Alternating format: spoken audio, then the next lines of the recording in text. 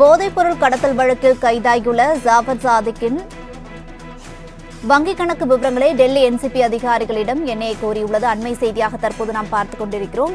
விரிவான விவரங்களை செய்தியாளர் ராகவேந்தர் வழங்க கேட்டு அறியலாம். ராகவேந்தர் வணக்கம், இது குறித்தான விவரங்களை பதிவு பண்ணுங்க. வணக்கம். அதாவது ஜாப் சாதிக்கும் எனும் திரைப்பட தயாரிப்பாளரும் திமுக பிரமுகருமான அவரை தற்போது மத்திய போதைப்பொருள் தடுப்பு பிரிவினர் கைது செய்து கிட்டத்தட்ட இப்ப காவலில் எடுத்து விசாரணையானது நடத்தப்பட்டு வருகிறது.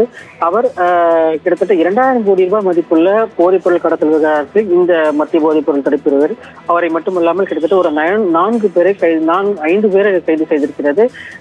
இந்த 3வது நபராக இருக்கக்கூடிய இந்த ஜாஃபர் சாதிக் தான் தற்போது நீதிமன்ற காவலில் இருந்து அவருக்கு காவலில் எடுத்து விசாரணையானது நடத்தப்பட்டு வருகிறது. ஏற்கனவே இந்த வழக்கு தொடர்பாக மத்திய போதைப்பொருள் தடுப்பு பிரிவினர் மட்டுமல்லாமல் அமலாக்கத்துறையிலும் இந்த வழக்கு தொடர்பாக விசாரணையானது நடத்தி வருகின்றனர். ஏற்கனவே ஏனென்றால் இந்த ஜாபர் சாதிக் பல சட்டவிரோத பணப்பரிமாற்றம் அடிப்படையில் அவர் பல்வேறு வங்கி மூலமாக பணத்தை வெளிநாடுகளுக்கு பணத்தை முதலீடு செய்திருப்பதாகவும் அதுபோன்று பணப்பரிமாற்றம் அடிப்படையில் இந்த சட்டவிரோத பணப்பரிமாற்றம் அடிப்படையிலும் வழக்கு பதிவானது செய்யப்பட்டது. இந்த நிலையில் தேசிய புலனாய்வு முகமை எனும் அமைப்பு தற்போது ஜாஃபர் சாதிக்கின் வழக்கு விவரங்களை தற்போது கேட்டிருக்கிறது.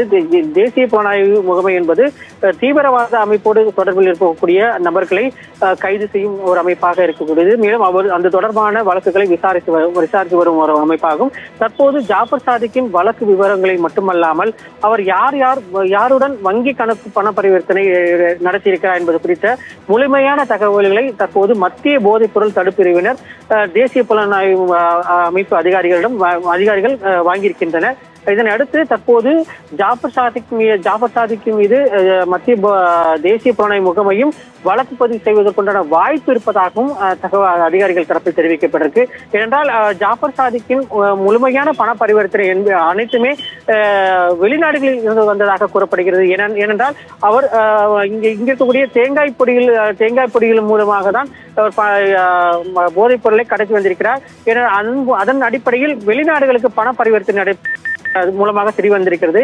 எனவே தற்போது என்ஐஏ அதிகாரிகளும் இந்த வழக்கு தொடர்பாக வழக்கு பதிவு செய்து விசாரணை நடத்த முடிவு செய்திருப்பதாகவும் அதிகாரிகள் தரப்பில் தெரிவிக்கப்பட்டது. இந்த வழக்கு தற்போது தேசிய புலனாய்வு முகமைக்கு சென்றால் தற்போது முழுமையான விசாரணை இந்த ஜாஃபர் சாதிக்கின் வழக்கு விசாரணை என்பது முழுமையான விசாரணை என்ஐஏ அதிகாரிகள் தரப்பில் மாற்றப்படுவதற்கான வாய்ப்பு இருப்பதாகவும் அவர்கள் தரப்பில் தெரிவிக்கப்பட்டிருக்கு.